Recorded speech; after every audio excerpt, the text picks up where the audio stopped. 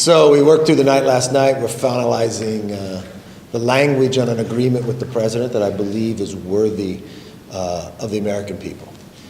Just to take you back to where we all started, back to February 1st, sat down with the president. I said, let's work together to be able to raise the debt ceiling, but curve the amount of spending, to let America be able to work again, cut red tape, get some work requirements to help people get back into work. I think this agreement frames all that from limit, save, grow. It doesn't get everything everybody wanted, but that's in divided government. That's where we end up. I think it's a very positive bill. I want to thank Garrett Graves and Patrick McHenry for the hours that they put in from the very beginning. I mean, no one thought at any given day that we would be where we are today. The president said he wouldn't negotiate with us for 97 days.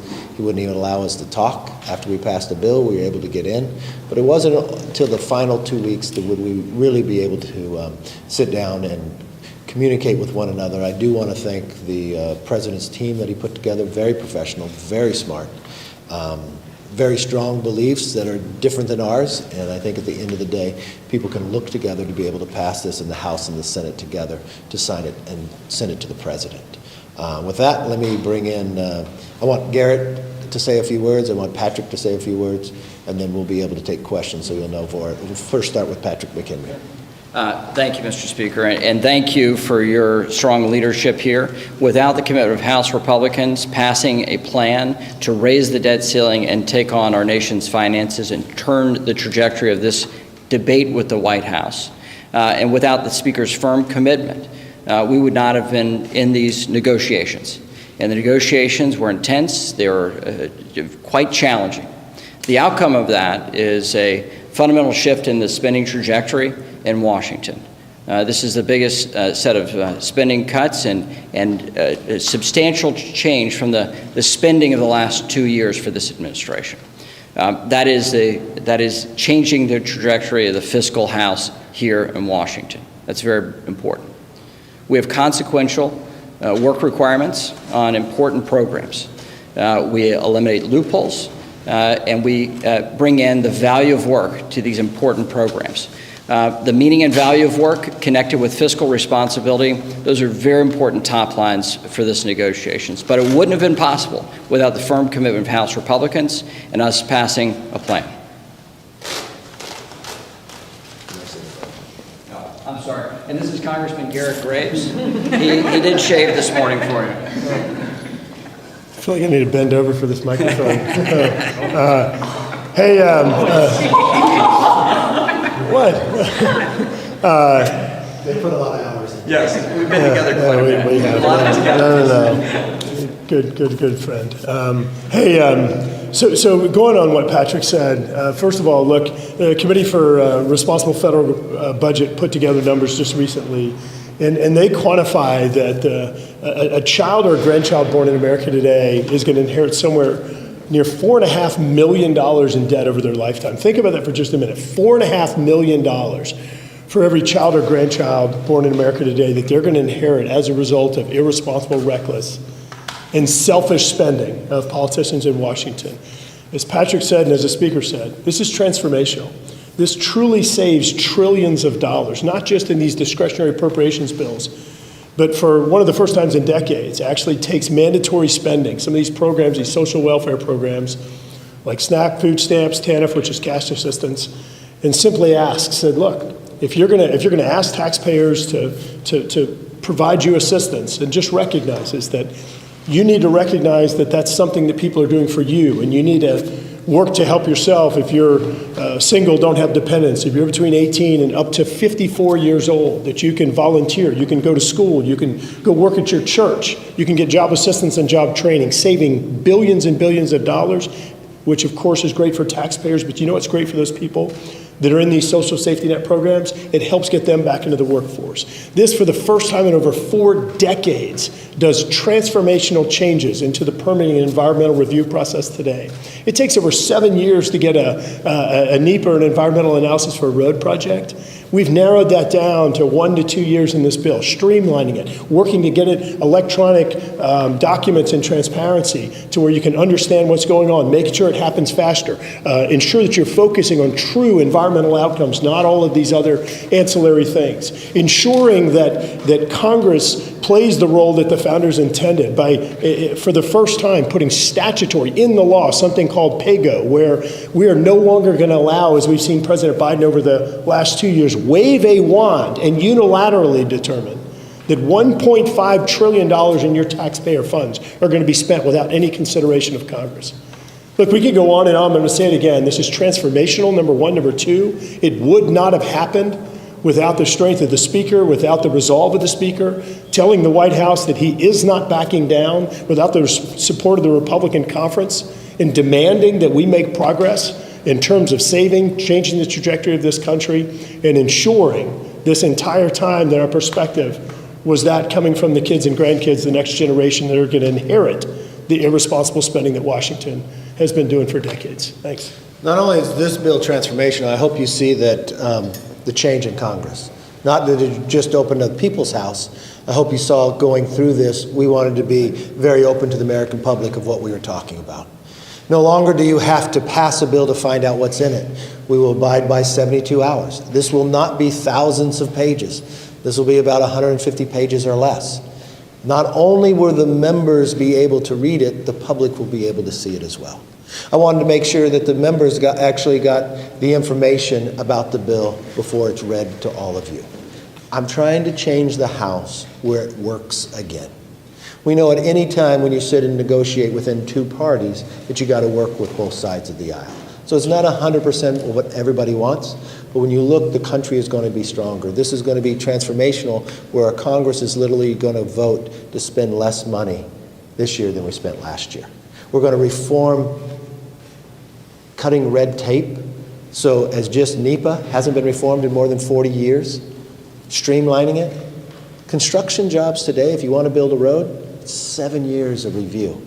We narrow that to 1 to 2.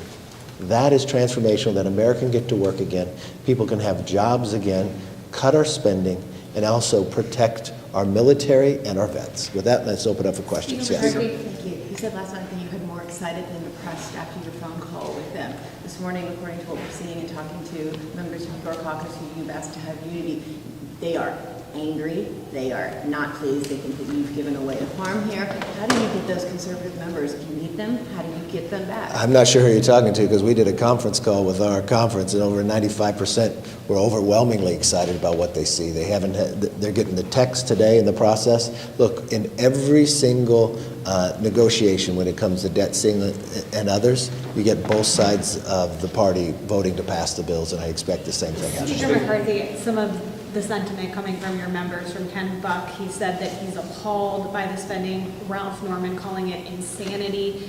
Even if you can afford to lose some of those conservative members, do you worry that someone, because any one of them could, would bring a motion to vacate? Not at all. Are you worried about losing your job Not at as all. part of these negotiations? Not at all. Speaker, how confident are you today that this bill will pass on Wednesday? Look, I think people are going to sit there and read it. I think it's good for the American public. You're going to have Republicans and Democrats be able to move this to the president. The president agreed with this bill as well. Mr. Speaker, Yeah. when the bill comes up Wednesday or Thursday, whenever, will you commit to it not going onto the floor when the market is open? So if there's some concern that if there's not the votes, we're not going to have a TARP issue like we did in 2008. A little later. We're going to put the bill on the floor in 72 hours and pass it. You spent a lot of time thinking up crazy stuff. Mr. Speaker, 2 questions. Can you take us through the defense, non-defense specifics? And then also, what about the Rules Committee? You may have however many members you have on the floor, but Chip Roy just in the last minute tweeted out no. And we know that I've talked to Ralph Norman. He didn't like what was happening when the bill was emerging. Do you have the votes to get this in the Rules Committee? Look, we're putting out the text to everybody. I think we'll be fine without getting it through. Patrick, you want to handle any of that? Sure. So everybody wants to know the top line. It's been a big piece of negotiation. We have spending caps that are now in law and enforceable for this Congress. That was a significant return to reforms that we've had a decade ago to restrain the appropriations process and their capacity to spend more money year over year. And we have the important administrative pay-go, which puts into effect very expensive to the taxpayer regulatory and executive decision-making, and we put constraints on that. There are cost savings there. But in terms of the fiscal house, you want to understand what's happening now. We have spending caps in place. Spending caps take non-defense discretionary spending down to 704. Thank you for the appropriations reporters that care about the details of this. And we hold vets harmless. So this means that for non-defense, non-veteran spending, there are significant cuts year over year. Toxic exposure stays the same over years? Yes, ma'am. Speaker McCarthy, what do you have left to button up on your call with the president this afternoon? We just want to get back together now that we've finalized all the language, make sure both sides agree that the language is what we agreed to as we spoke. So once we have that, we'll post it. Now, a lot of you are, members will react to whatever rumor you guys are writing about.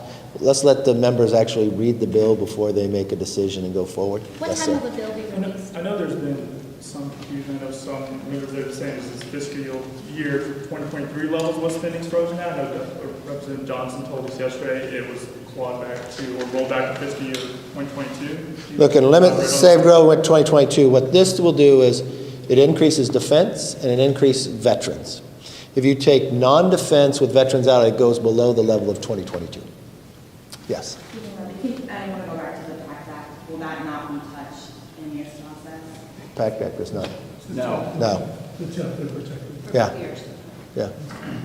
Anybody else? Yes, sir. Can you talk a little bit about the 1 to 2 year timelines for NEPA? Are those trying to model those firm timelines or how that works? So first of all, let's keep in mind, NEPA, the National Environmental Policy Act, has not been amended in decades and decades, in over 40 years. We have, in statute, we are now going to require a 1-year limit on environmental assessments, which of course is the lower level of review, a 2-year timeline on environmental impact statements. We are doing an expansion or what we're referring to as a sharing of categorical exclusions. We are shrinking the scope, which I want to be clear, NEPA has grown to just study all these things that don't have anything to do with the environment, which I would argue has worked against the protection of the environment. So we're trying to refocus the scope back on that, on the environmental impacts and making sure we get the best environmental outcomes. And then lastly, one of the other big wins in there is that we're actually making some tweaks to threshold in terms of when NEPA applies. To give you an example, you can have $1 billion project. If there's $1 of federal funds in there, you're going to trigger a National Environmental Policy Act analysis. And so we've tried to, I think, right-size those thresholds to where the environmental resource agencies can be focusing on those projects that are truly going to have impacts. Think about what Garrett just said. It hasn't been reformed in 40 years. It's a frustration with people all across this country on both sides of the aisle. It doesn't matter if you want to build a road, you want to build a renewable energy project, it all gets stopped and studied for years. It's a frustration. That's millions of dollars wasted. That is all changing now. So we can build again in America. We can make America stronger. We compete with other countries.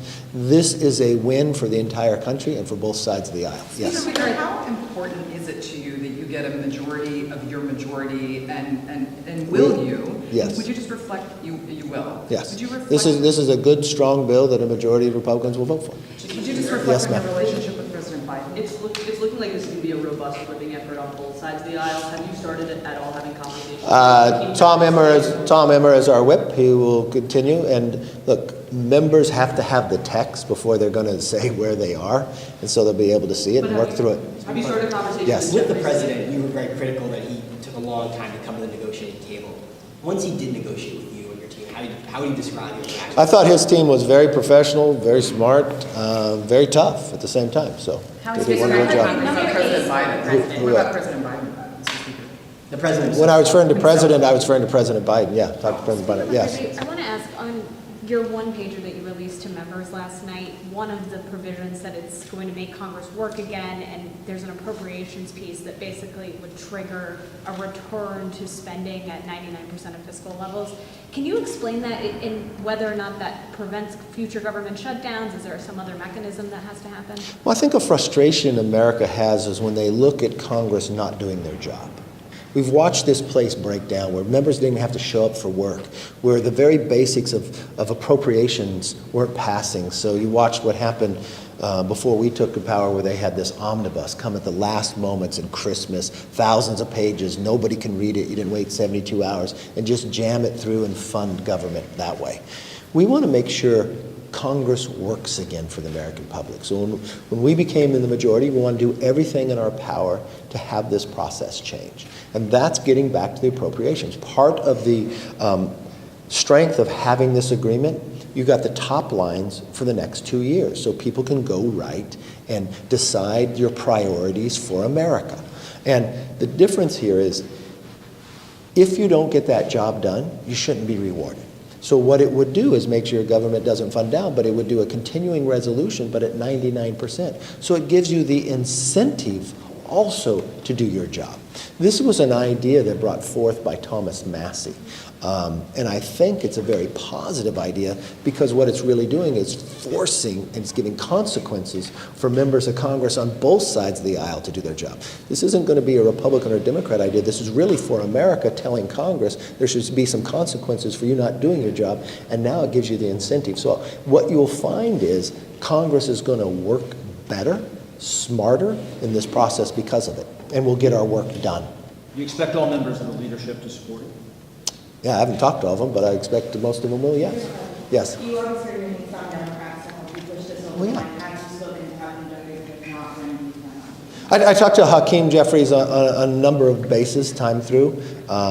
Look, members should be able to read the bill beforehand, to be able to look at it, but negotiating or communicating with the president, if the president signs off it too, I expect his party will be supportive as well. Do you have a timeline for a bill release? Yes, sir.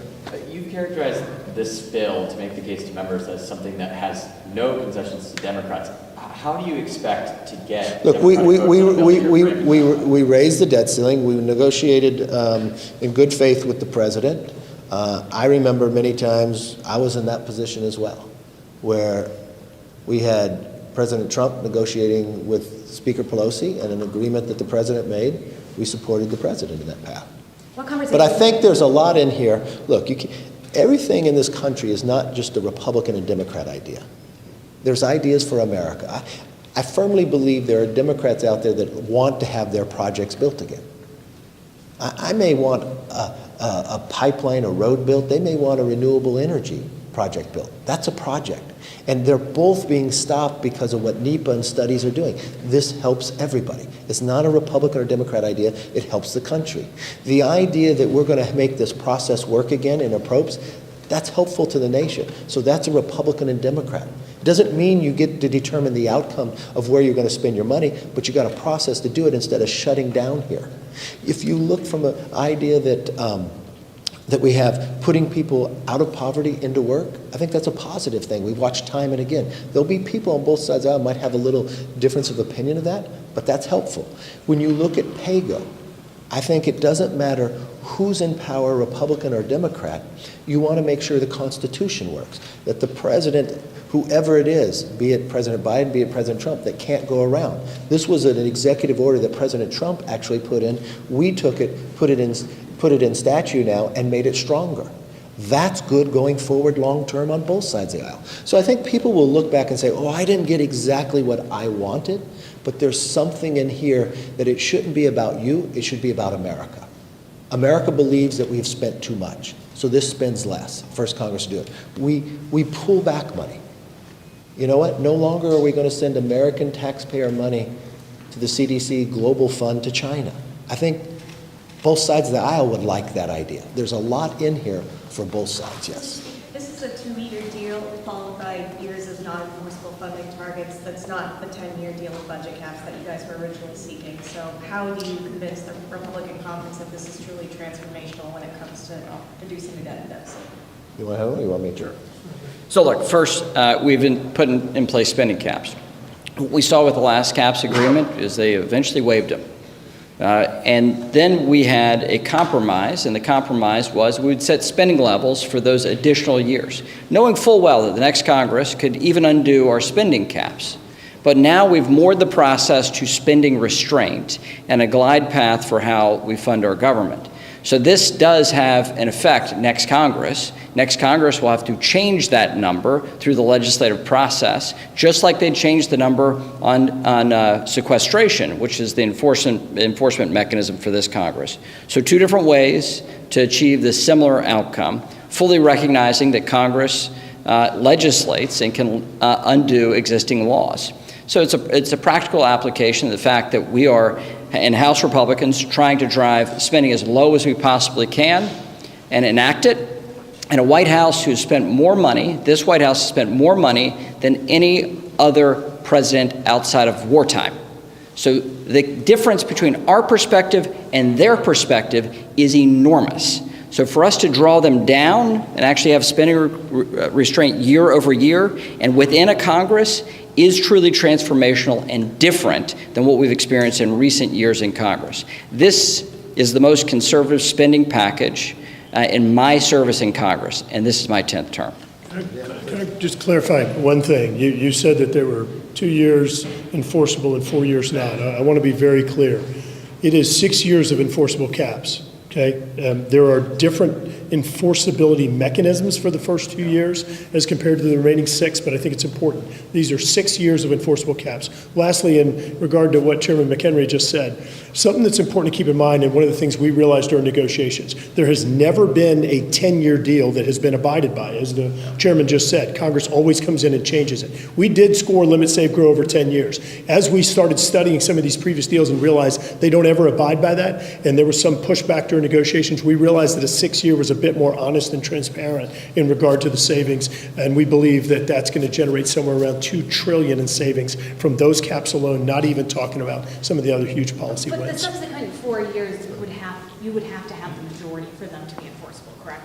Well, sure, but I mean, keep in mind that next year you could lose the House, Senate, and you could have Democrat control of the House, Senate, and White House all over again, and you could have us return to reckless spending. There's nothing we can do there's nothing we can do that binds the next Congress. There's nothing you can do. So what we've tried to put in is the strongest enforcement mechanisms to truly change that trajectory, put us on a financially sustainable path, and I think that this was a really good win.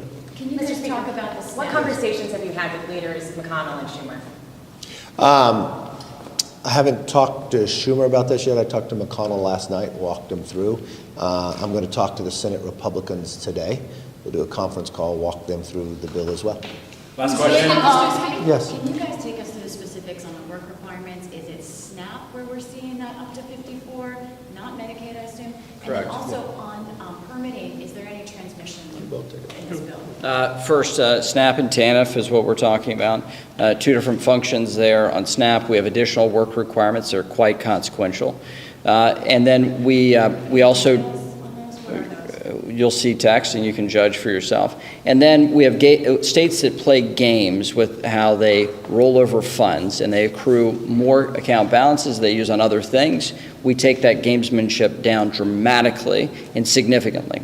On TANF, we have different schemes and loopholes that we close, and we clean that program up significantly in putting in place the most significant reforms we've seen in generations. You want to do Transmission? Yeah, sure. So there was a lot of talk about how to approach the permitting and regulatory just challenges that are preventing projects from moving forward. And there was discussion about potentially separating the way we treat different types of projects, but at the end of the day, everyone benefits. And so we don't bias one type of project versus another. All types of projects benefit under the reforms and the streamlining that we put in place. Now, last thing to keep in mind is if you have a project that has a lower environmental impact, like an environmental restoration project, of course, under this, it'll be calibrated. Your review will be calibrated. We also did include a study in there to begin laying the groundwork to better understand how you can sort of cause interoperability among the different regions, the different ISOs or different regions of connectivity around the United States. So how can you go from one planning area of electricity to an adjacent one? How do you interconnect them? What type of capacity do you have to share electricity? And I need to follow up on this too. He explained what's in here.